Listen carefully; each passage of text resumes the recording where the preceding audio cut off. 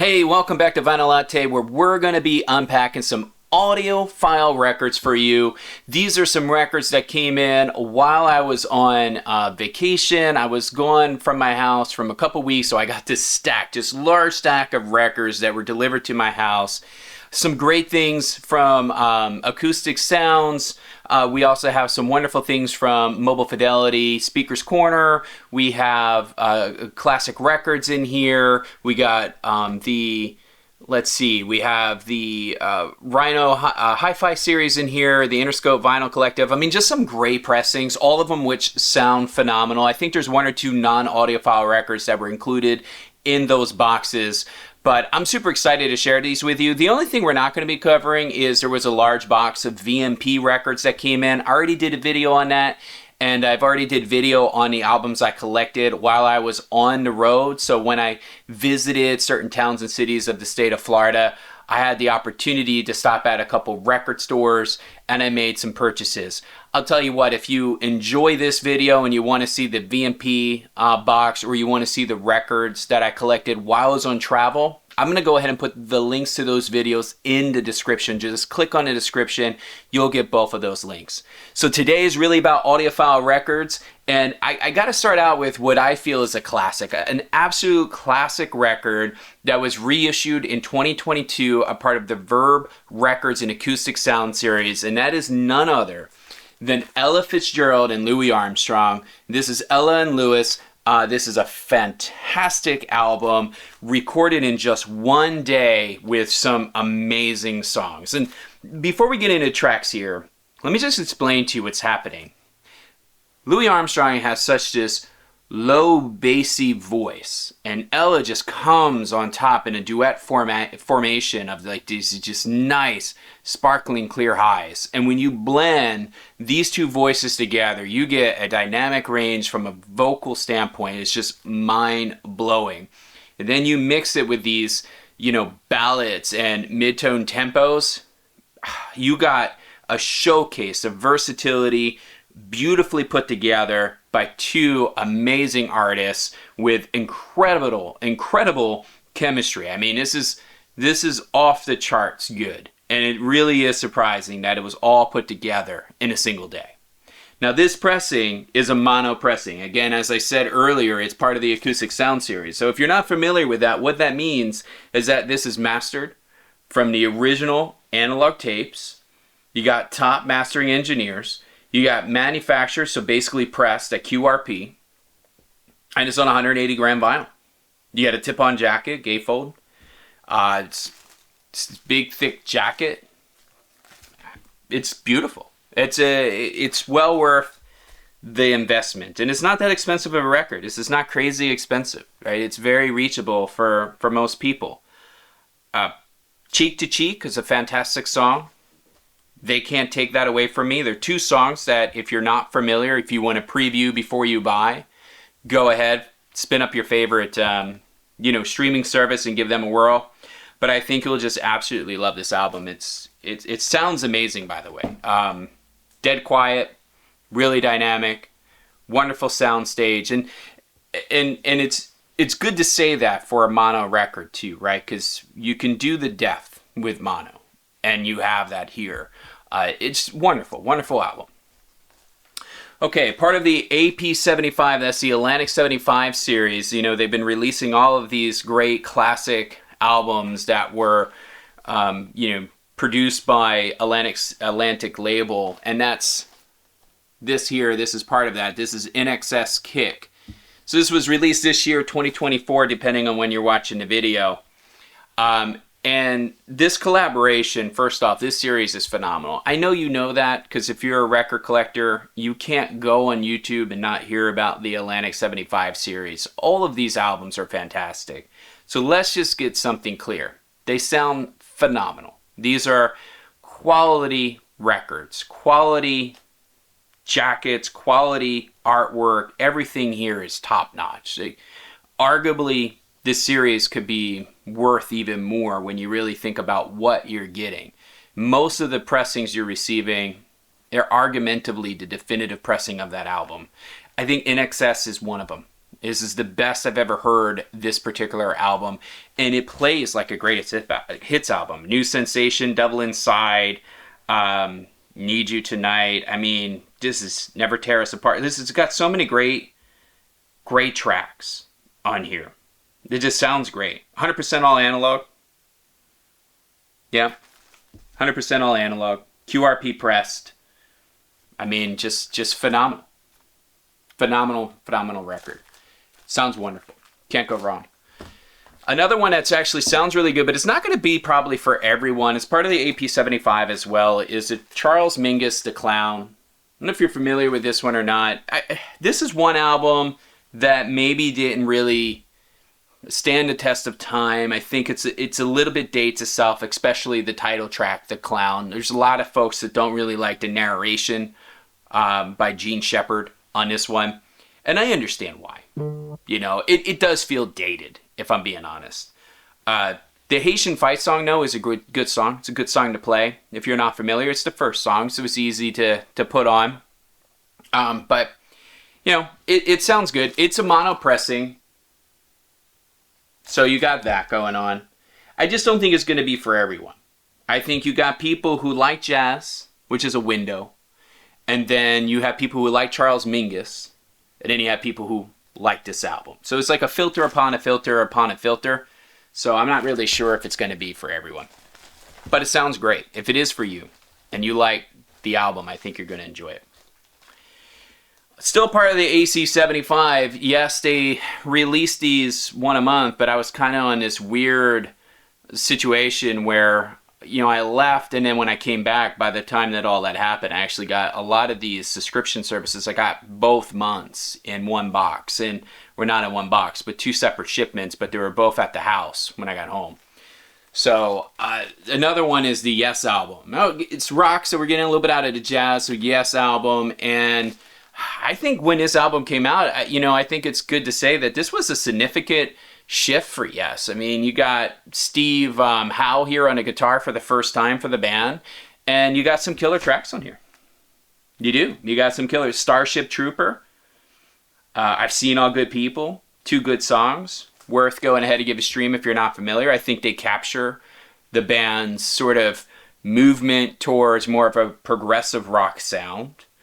All of these, you know, Atlantic 75s they're 45 RPM records that I'm sharing with you today. So there are 45. They're all mastered from original analog tapes or the best source available. So I guess occasionally they'll use a digital source if the tapes are messed up. But this one here in the back says 100% all analog, just like the Charles Mingus one did. So no digital source on there. Sounds great. Again, you just can't go wrong with the Atlantic 75. Next up is Bad Company Straight Shooter. This is the last of the Atlantic 75s that I have to share with you. But it's a fantastic pressing, and you know what's interesting is that they recorded this album in just a few weeks, which ended up becoming multi-platinum.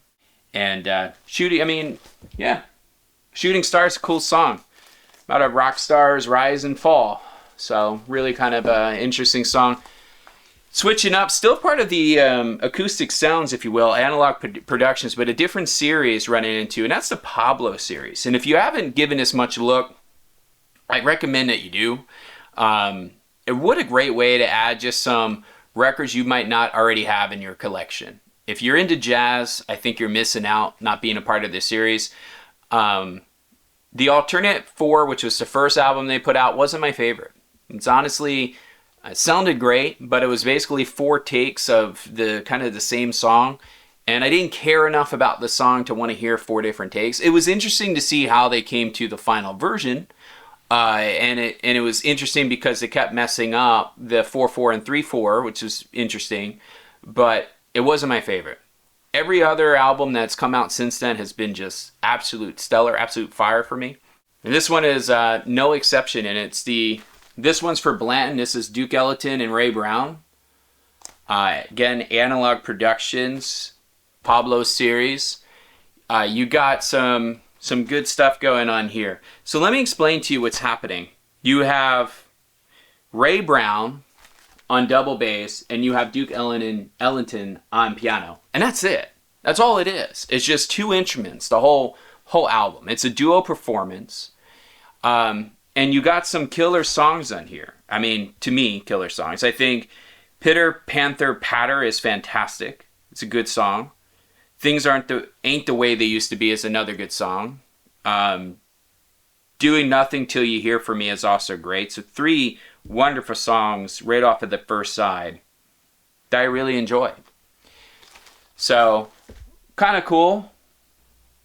Yeah, I think it's kind of cool. I think it's an interesting... The title, by the way, is tribute to the bassist Jimmy Blanton. So if you're wondering what this one's for Blanton means, that's what it's referring to.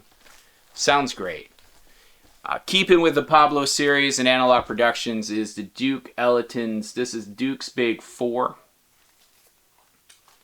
Another great album on here. You have some wonderful musicians. Of course, you have you got Ellington on here. You also have Ray Brown. You have Joe Pass on guitar. Ray Brown's on bass as again. Louis Belson's on drums. So it's a good, it's a good group of folks getting together to play some awesome music. Sounds wonderful. Love You Madly is a great song. Really is a great song. Prelude to a Kiss is another good one. I like Cottontail. Thought that was good. The whole album's good. This was one I really enjoyed from the start to the end. So, really worth it. Again, if you're not familiar with the Pablo series, you're going to want to check that out. You just can't really go wrong, right? I mean, there's so many...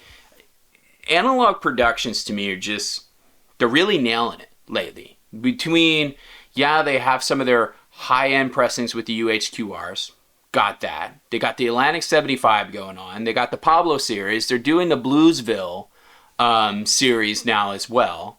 And all of these records, they just sound fantastic. I tell you what, Acoustic Sounds is becoming my favorite audiophile label. They really are. I feel like you just cannot go wrong with one of their albums. Dizzy Gillespie's Big 4. I never heard this one until I got the album. And I'm glad I did. I liked it. Thought it was good. You got Gillespie on trumpet, Ray Brown on bass, Joe Pass on guitar, Mickey Roker on drums. So it's a good mix of folks. Recorded in September of 1974, Los Angeles. Produced in 1975. So, kind of cool. On here, if you want to give this a spin, Bebop, which is Dizzy's Fingers in parentheses, is a good song. September Song's another one. Russian Lullaby, it's also a good song. So you can give that a go. But really nice. And the presentation of all these records are fantastic. Okay, the last one part of the Pablo series, and honestly, it was another fantastic record. This one was, to me, was really good. It was unexpected. Another record I wasn't familiar with until this series, and that's Count Basie's Jam. Yeah. Dublin Blues, One Nighter, great songs on here. You got, just Basie killing it on a piano. Another superb lineup of folks here. Louis Bellson on drums, Ray Brown bass, Irvin Ashby on guitar, J.J. Johnson trombone, Harry Edison on trumpet, Eddie Davis on tenor sax, Zoot Sims on tenor sax, recorded in 73, produced in 75. Fantastic. Right? You really can't go wrong. All right. Taking a slight break from the acoustic sound stuff. This next album is something that, it's one of those that just kind of, I've always wanted to grab. And anytime I've ever found it, I've never found one that was in really great condition, worth picking up, worth the money they were asking for it. And I wanted to grab it because for a time, this was sort of the definitive test album. When you went to show and heard people showing off their system, they would always play track 2 of this album as a way to showcase, you know, the dynamics and the soundstage and the way things sound. So this was really used as a demo album. Now, there's many different versions and pressings of this, but this is the one to get, and that is Casino Royale. This is the original soundtrack recording.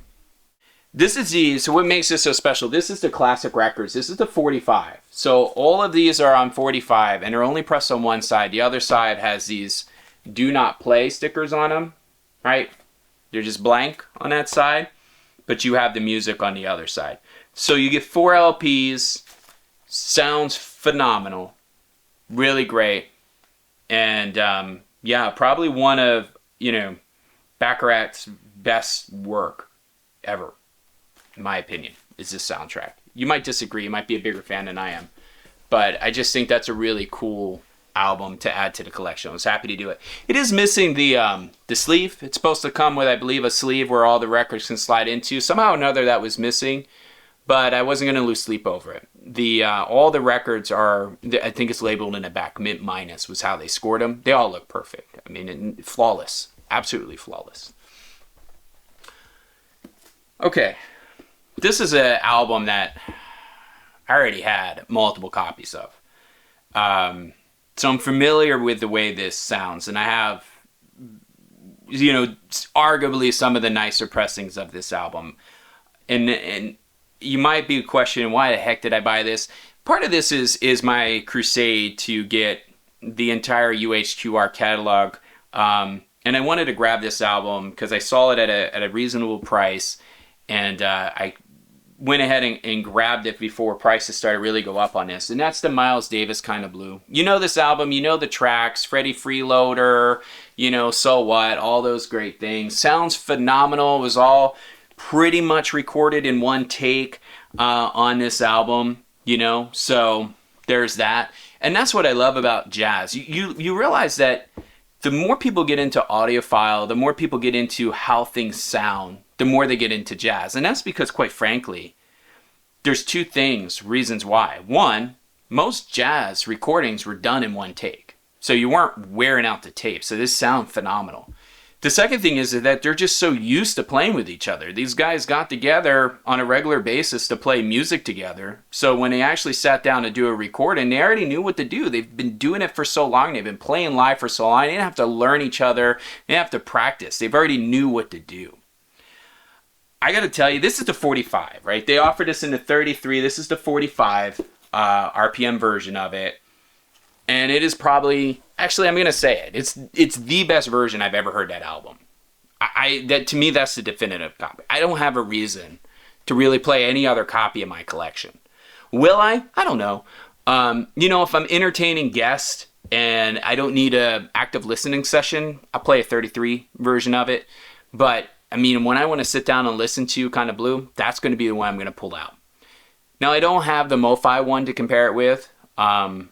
So I'm sorry I can't tell you about that personally, but I can tell you from the ones I do have, that's the one. To me, that is the absolutely best I ever heard that album. So if you've been thinking about picking it up, I would highly recommend it. I would highly recommend getting the 45. I can't speak towards the 33. I hope to get it one day because, again, I'm trying to own them all. But based on what I read from some other people reviewing the album, the 45 nudges it slightly.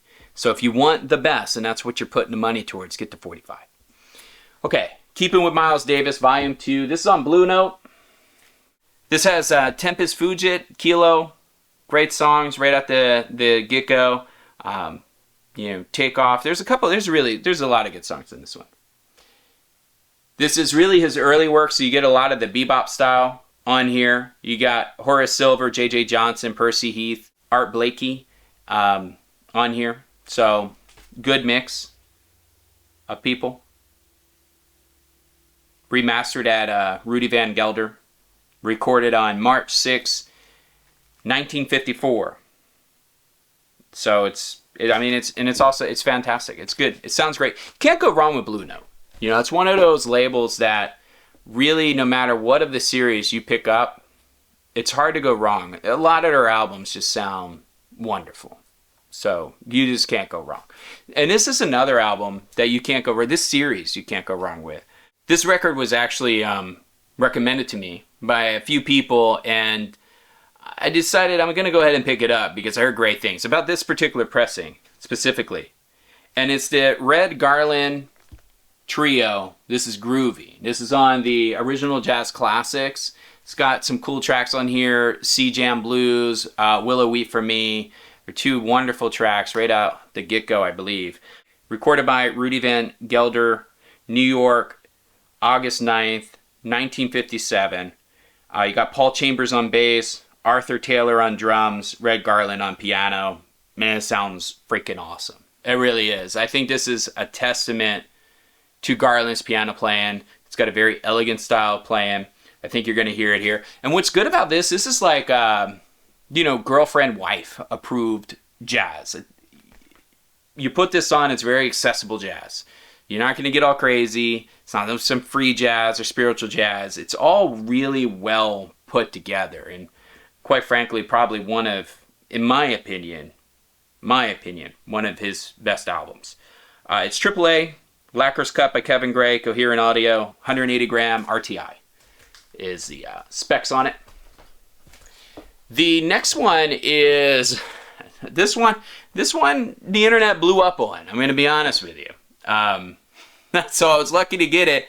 But what's funny is while I was traveling, I was reading all the debacle about this. I was reading how many people were like, I need this album, and couldn't get it. And I'm thinking to myself, crap, I have one sitting on my doorstep. I hope nobody steals it. So that's Black Sabbath, self-titled. This is the Rhino Hi-Fi release.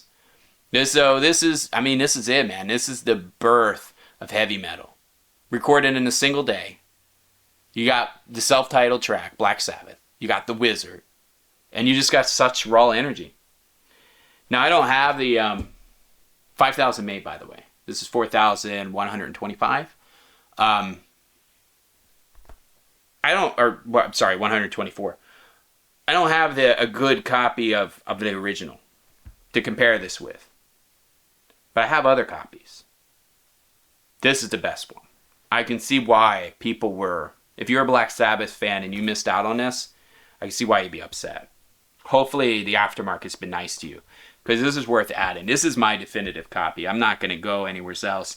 And I can't speak to this personally, but I've read many reviews and watched videos like you did, and people say this beats the original pressing, which to me is mind-blowing.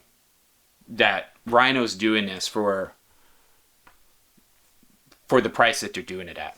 And I hope they continue I hope they don't start gouging, because this is a fantastic series. They reissue amazing records to do a wonderful job.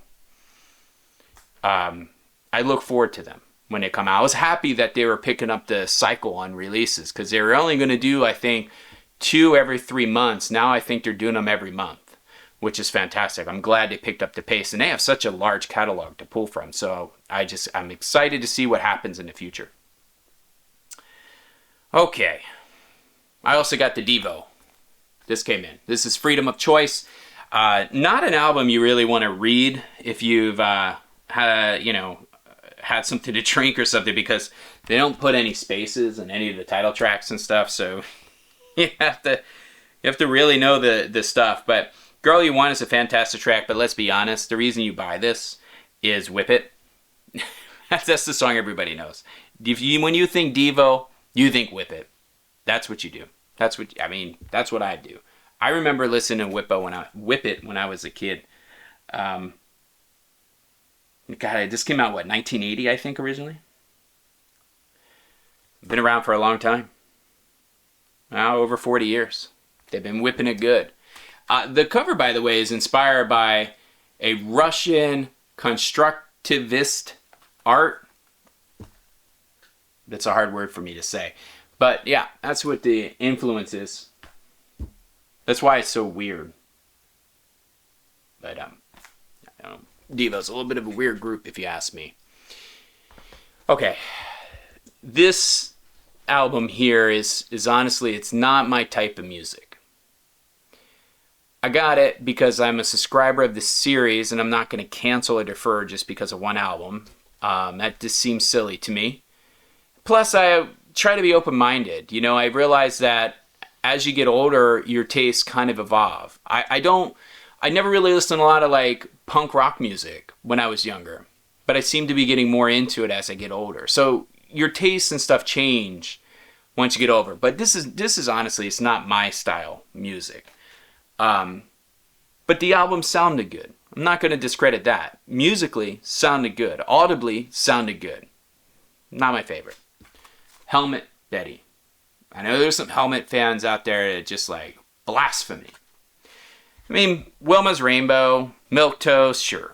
You know, I think they're the ones that more people maybe know. I mean, they're the ones I knew. That I've heard at least before. So, it's a good album. You got a 1950s era photo of this young girl. Right here. And, you know, it's supposed to kind of contrast from the music points, and they did that for fun, right? To make you feel like this is not what it really is. So, you know, don't judge a book by its cover. If you're a Helmet fan, I could see why you would love listening to the album. Audibly, it's fantastic. It's just not my style of music. But what did also come in and actually was a very enjoyable listen for me was No Doubt's Rocksteady. Look how cool that is. Look at that. Such a cool album. Got a little reflect. It's almost like a mirror. Where do you start with here, man? So many wonderful tracks. Platinum Blonde Life. You know, you got Underneath of It All. God, Hella Good. I mean, almost every freaking track here. Honest to God. Hey Baby. It's a good song too. I was actually surprised. This is pressed at Jeezy, so I always go into it with open mind. But honestly, this sounds fantastic. It was super quiet, very dynamic, large sound stage. Yeah, I'm almost speechless. It sounded awesome. And then it comes with a side 4, which is just bonus content. And usually on albums, bonus content with live recordings and remixes like these are, they tend to get like the second treatment, right? These are not typically A-class material. I tell you, I enjoyed side 4. I enjoyed the heck out of side 4. It was fantastic. It was just on par with everything else on this album. So I was really, really happy with that. And what was kind of cool with this particular album that they put together, it has this very like reggae dancehall kind of feel through it. And it's really good. You know, it won a Grammy. This one I could tell you won a Grammy. It won a Grammy for Hey Baby. So that one I know. I don't have to guess like the other one. I think the other one had a Grammy, but you tell me. But yeah, this, if you're a No Doubt fan, I hope you got your hands on that because it is a fantastic pressing. I think you'll really enjoy it. It was well worth the score, well worth getting a hands on. And the reason I wanted to put that one there for the reggae dancehall kind of thing is because I have a couple Bob Marley albums that I'm going to share with you. Some of these are what I would call the definitive pressing. So I hope you hang in there with me because we're still talking audiophile here. And let me just cut to it to give you an example. This is Natty Dread. This is the Speaker Corners. This is from 1995. This is Speaker Corners. This is a reissue, of course. This has, you know, if you're not familiar with the album, this is Lively Up Yourself, No Woman, No Cry. They're the two that you're going to probably know. This has other great songs on it, but they're the two you're going to know. They're the ones that get the radio play, you know. And this is actually the first album Marley put together without Peter Tosh and Bunny Wailer.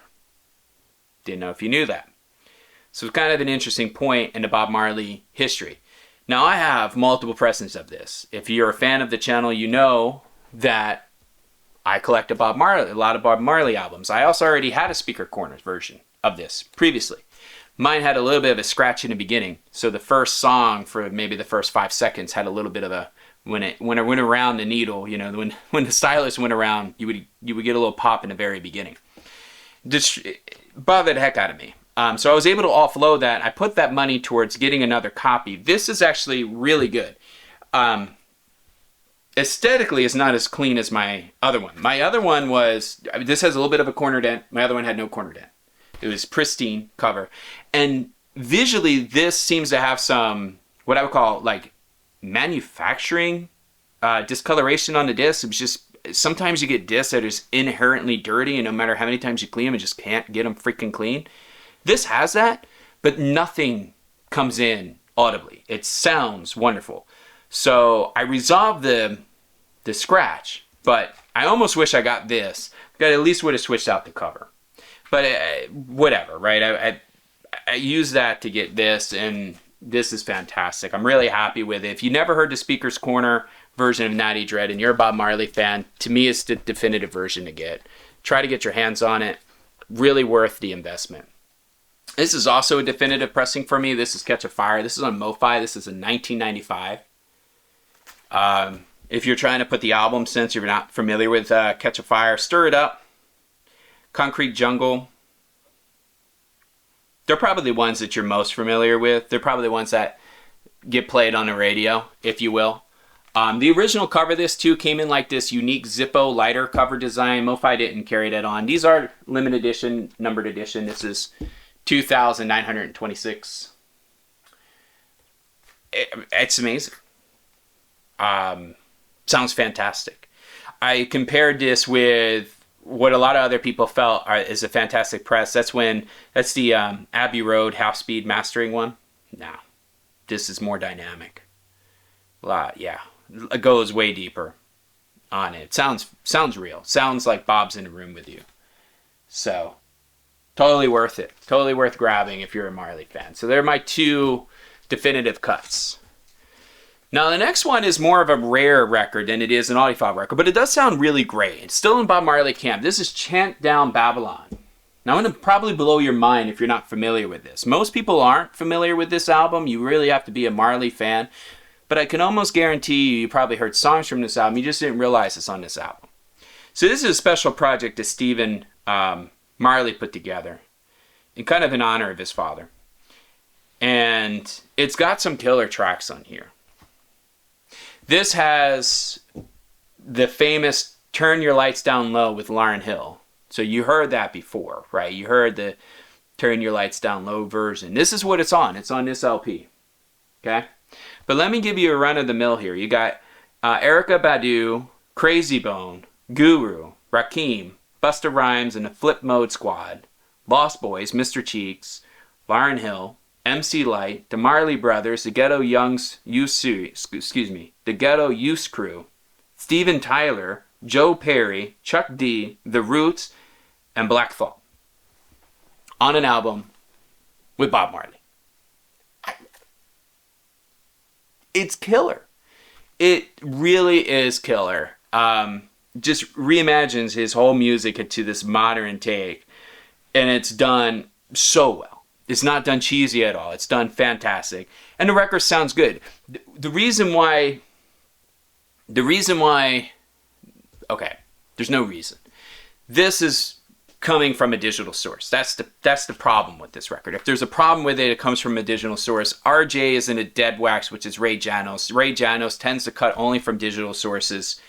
And this is the US pressing, which has RJ and the dead wax. Now, it sounds awesome. It's just that when you're into records and you're into analog and you know that your record comes from an analog source, people tend to bash it. It can't sound good because it comes from digital. I don't want it. It's not from analog.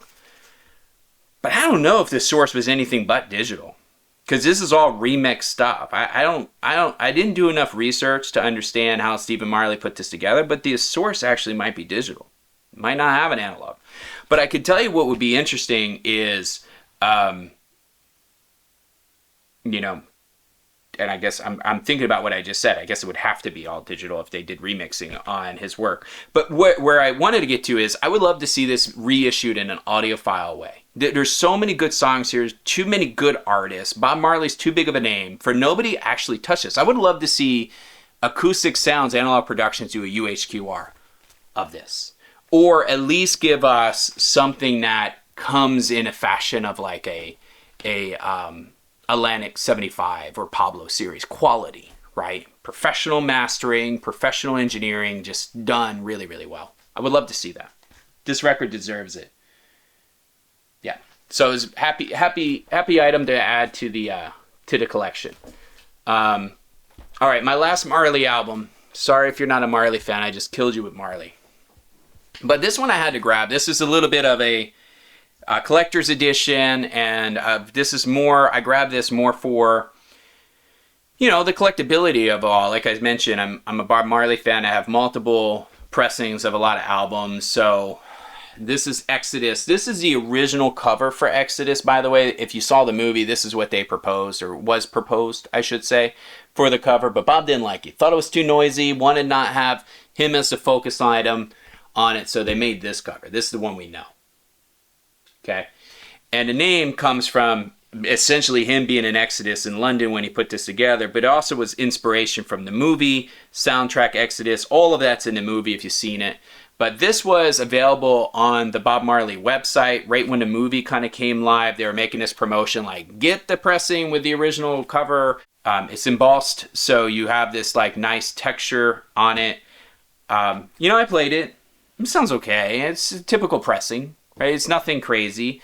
If you're not familiar with Exodus, you know, One Love, People Get Ready, Jammin', of course the title track Exodus. I mean, it was only the best album of the 20th century, so or at least by Time magazine. So if you're not familiar, you should get familiar. It's a fantastic album.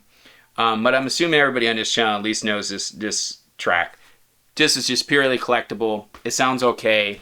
I'm going to pull my UHQR when I want to listen to Exodus. And I'm letting you know. This is just going to be for my own personal collection. All right, I'm going to get more interesting stuff here in a moment. I do want to pause because I did get this. This is the Vinyl Moon. This one is called Dusk on the Mountain, Dawn in the Heart.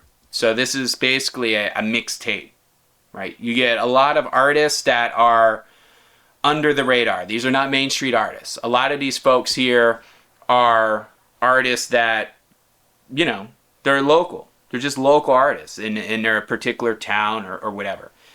And their records sound decent. I can't knock these guys. The records sound good. They are pressed at GZ, so occasionally you get the GZ thing. But the record presentation's always stellar. The vinyl color is always fantastic. They do a really great job of putting these things together. I get nothing for promoting this, by the way. So if I'm taking the time to tell you about it, I mean, look at that.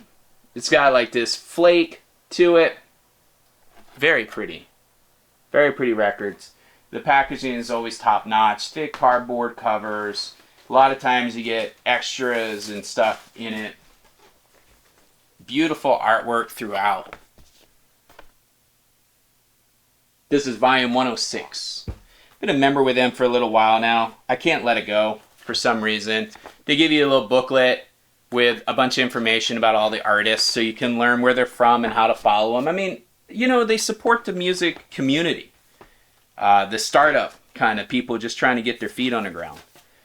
So, I don't know. It's worth it. Is an audiophile record? No, this is one of the 2 or 3 that I said it wasn't. But Late Night Beat Fest, you know, by Moonlit is a good song. East Main's Horizon's also another good song on here. There are 2 I think I really enjoyed, probably the most. So yeah, good record good subscription club to think about getting involved with if you want to discover new music, or if you like artists that are kind of up and coming, if you will, that mass media is not familiar with. Okay, this next album is going to be, to some, a classic. To some, you're going to know exactly who this is. And some of you are going to need to do a little bit of digging. But this is Gotye's Making Mirrors. And this has the worldwide famous song, Somebody That I Used to Know.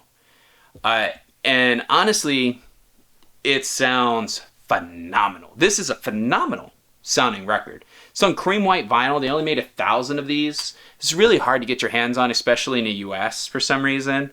Really hard one to get. But the whole record is good. It's almost a shame that so much attention was put to Somebody That I Used to Know, because Eyes Wide Open's fantastic. There's a lot of great songs on here. This whole album just gets killer.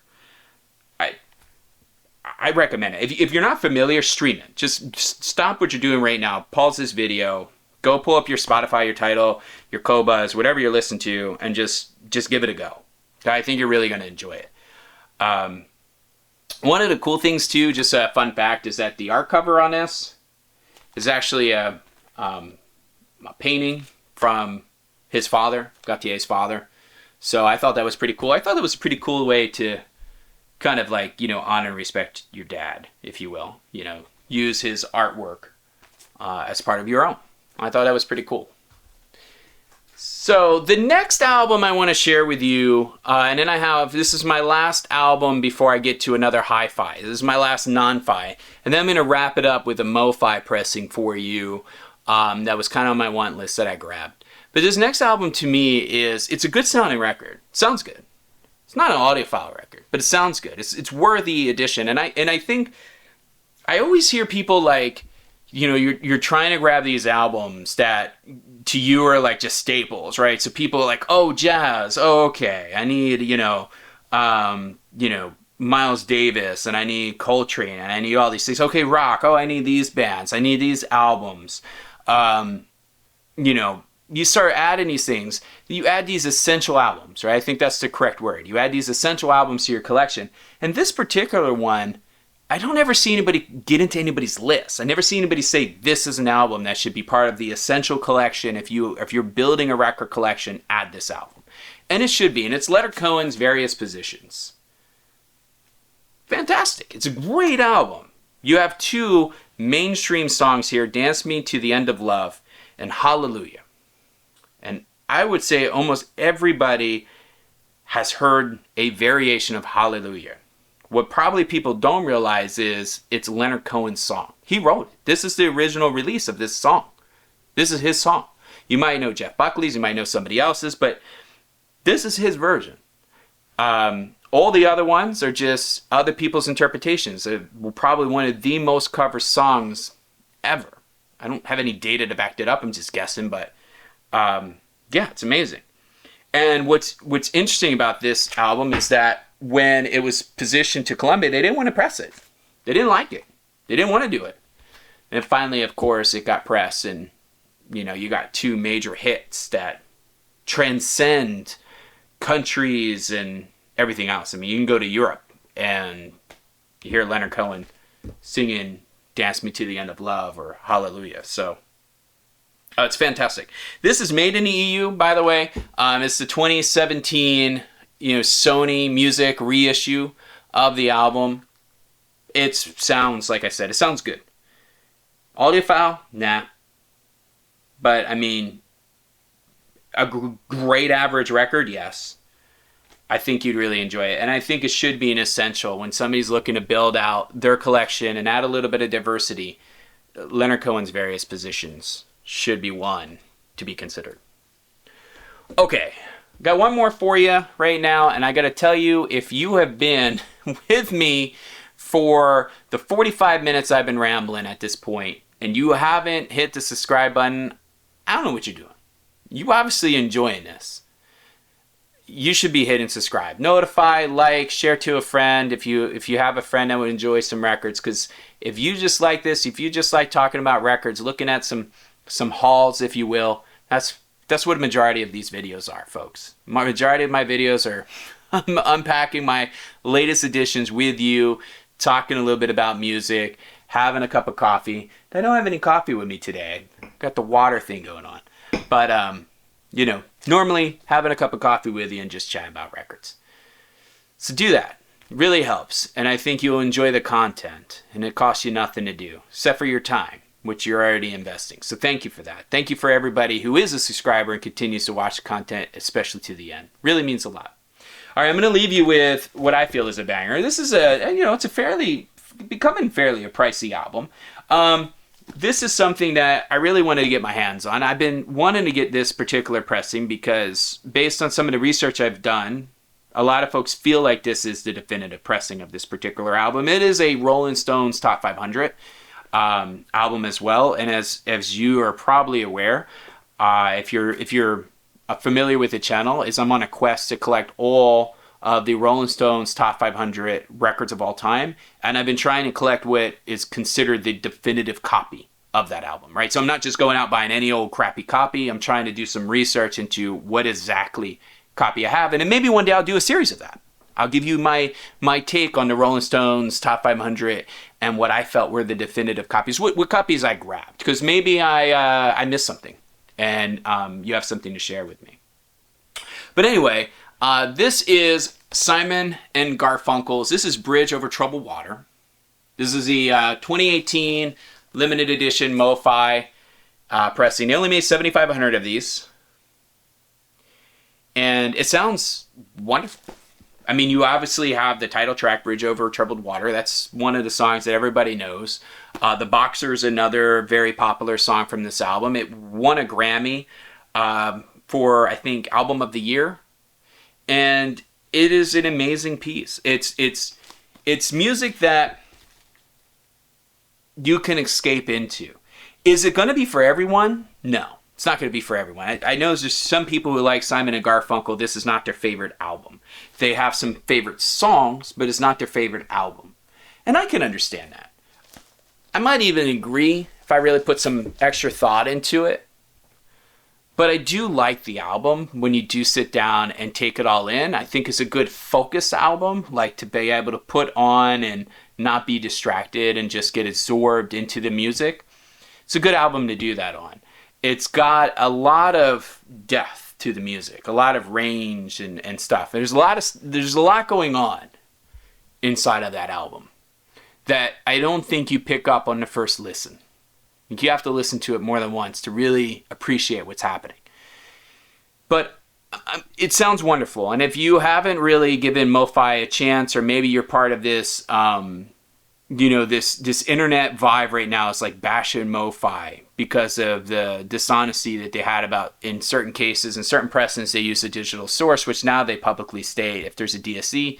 I got to tell you, some of their albums just sound phenomenal. And in the end of the day, I want a record that sounds phenomenal. I don't want a record that sounds digital. It's not what I'm asking. I don't want to compete with, high-res audio. That's not what I'm asking for. But, I mean, I kind of get it. I kind of get the fact that if you're going to mass produce an album, you can't wear out the tape, right? And if you want it to be all analog, you either got to do very limited editions like the Simon and Garfunkel 7,500 copies, or you just don't do it. I don't even know what I'm saying. It's late in the day. It's a long video. I've already kept you all too long. I hope you really enjoyed this content. I have a whole stack of records. 1, 2, 3 stack of records there, and a box over there. I have a lot more content to give y'all, but these I'm just trying to play catch up since the trip. I hope you enjoyed this. I hope that I get to hear what you've grabbed. So I always encourage you to throw down in the comments your favorite records. It also shows me who actually listens to the very end. So while you write those comments, take care of yourself. Go grab yourself a cup of coffee, because I'm going to see you on the next video.